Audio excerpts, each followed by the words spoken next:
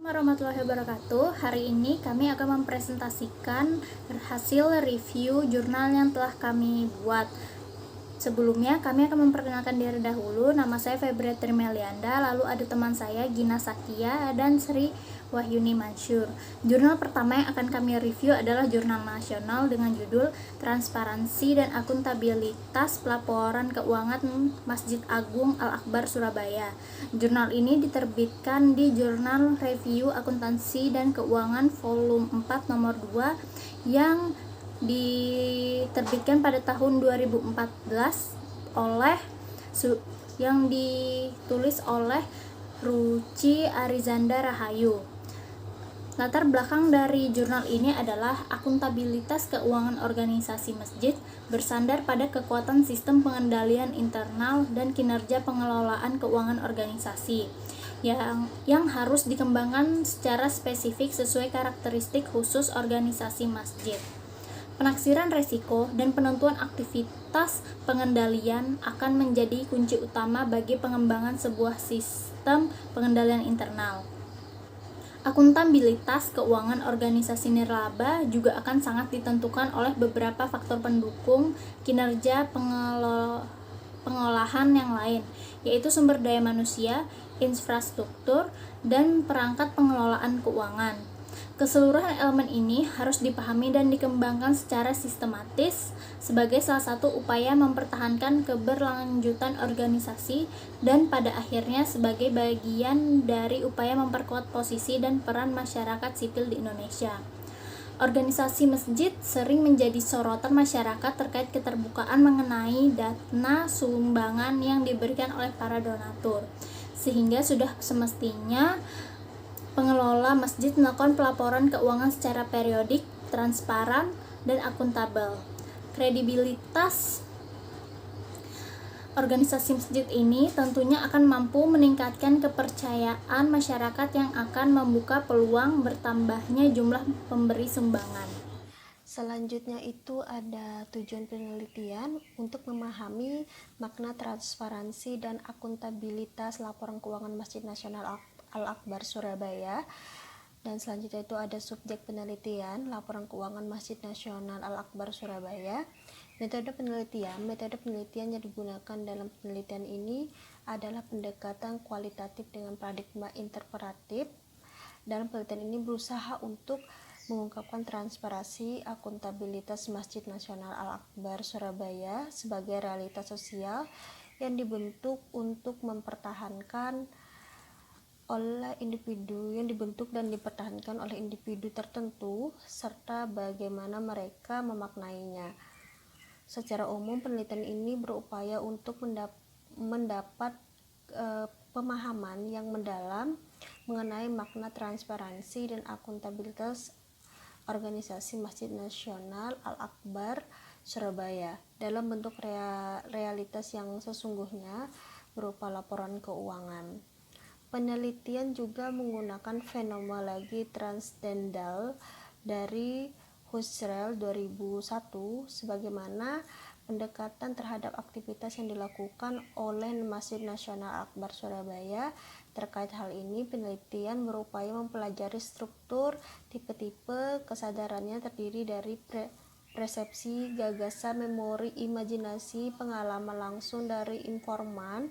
Melalui kesadaran, peneliti akan berupaya mendeskripsikan objek dengan melakukan pendekatan terus-menerus dengan pihak-pihak yang berkepentingan dengan transparansi dan akuntabilitas keuangan Masjid Nasional Al-Akbar Surabaya.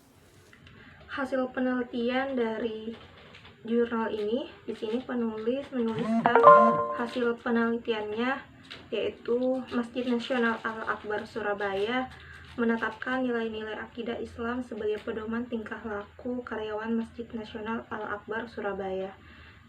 Kenyataan di sini menunjukkan bahwa hampir belum pernah terjadi kecurangan laporan keuangan, baik yang dilakukan dengan sengaja atau tidak sengaja, baik di tingkat jajaran direksi atau manajemen maupun di kalangan karyawan masjid. Hal ini merupakan pembuktian adanya kesadaran para pengurus dalam perannya sebagai pengemban amanah umat untuk mengelola dana secara benar.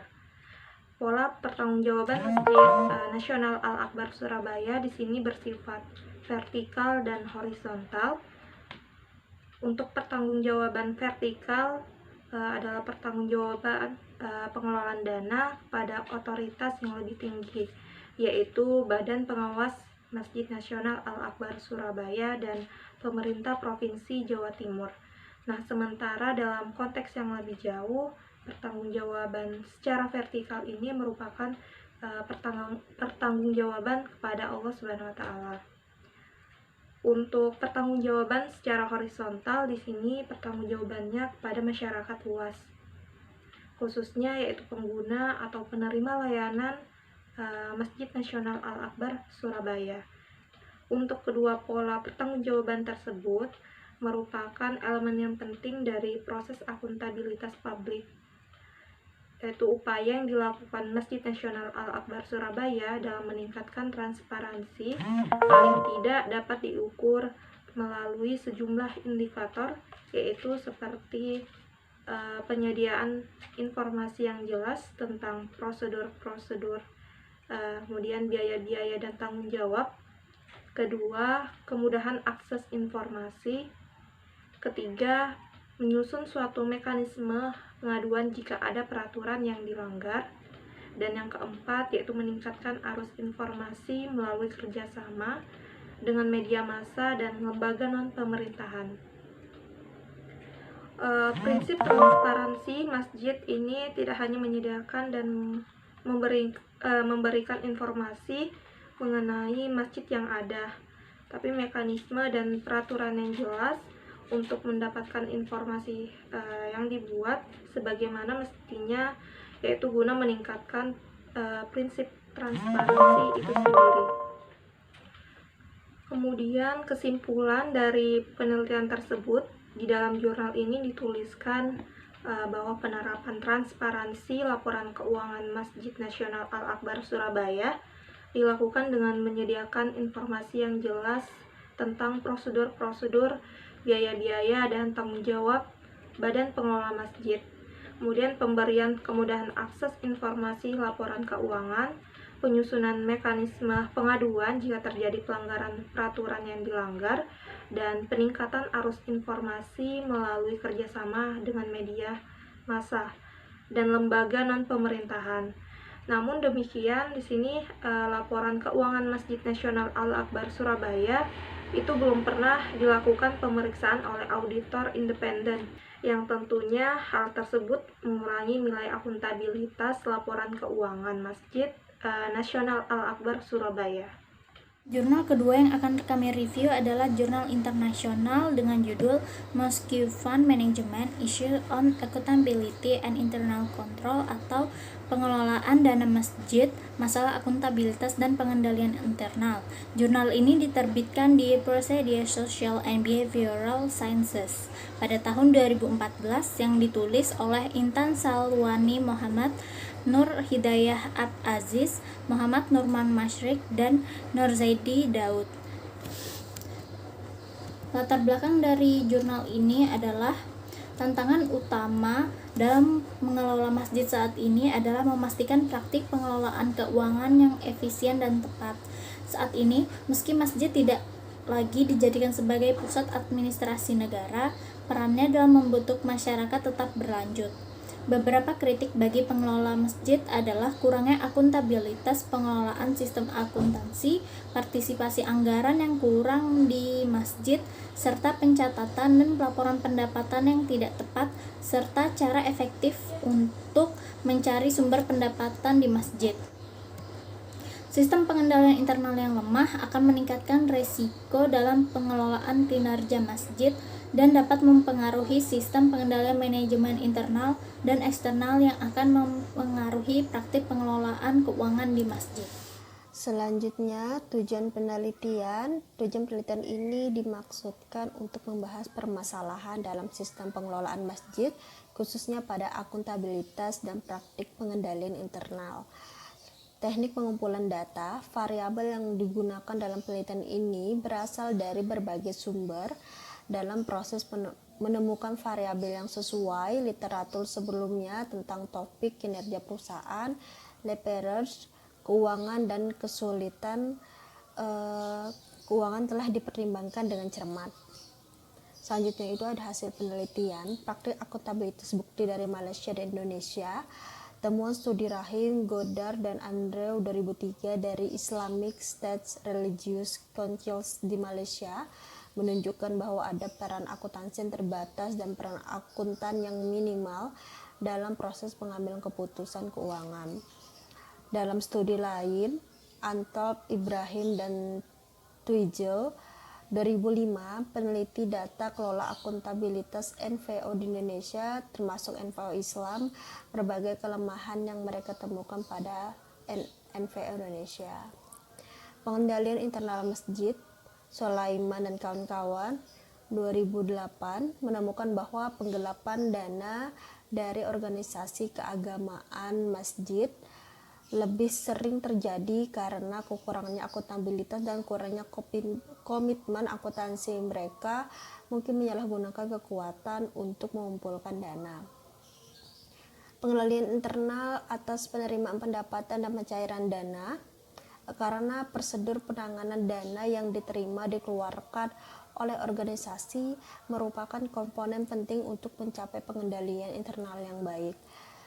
Oleh karena itu, penting untuk mengevaluasi praktik pengendalian internal pada penerimaan pendapatan dan pencairan dana, karena organisasi keagamaan tampaknya memiliki kekurangan keahlian dan komitmen dalam mempraktikkan pengendalian internal yang tepat. Selanjutnya, kesimpulan dari jurnal internasional. Di sini, di dalam jurnal internasional ini, penulis menuliskan kesimpulannya, yaitu karena akuntabilitas dan pengendalian internal itu merupakan masalah penting dalam pengelolaan dana masjid, jadi disarankan bahwa praktik pengendalian internal oleh Masjid Jamek, baik pada penerimaan pendapatan maupun pencairan dana, memerlukan perhatian yang signifikan. Fokus harus ditekankan pada elemen praktik pengendalian internal agar berada pada tingkatan yang diterima. Hal ini dapat dilakukan dengan memperkuat pelaksanaan terkait pemisahan tugas, kemudian penitipan fisik, pencatatan transaksi, dan otorisasi. Menghilangkan kelemahan atau masalah yang diidentifikasi dapat meningkatkan kontrol atas sumber daya, kemudian memperkuat akuntabilitas, meningkatkan pelaporan keuangan, dan meningkatkan hubungan dengan pemangku kepentingan. Jadi sehingga ini meningkatkan keinginan mereka untuk terus mendukung organisasi keagamaan secara finansial. Menyoroti kekuatan dan kelemahan juga ini memungkinkan seperangkat praktik yang terbaik.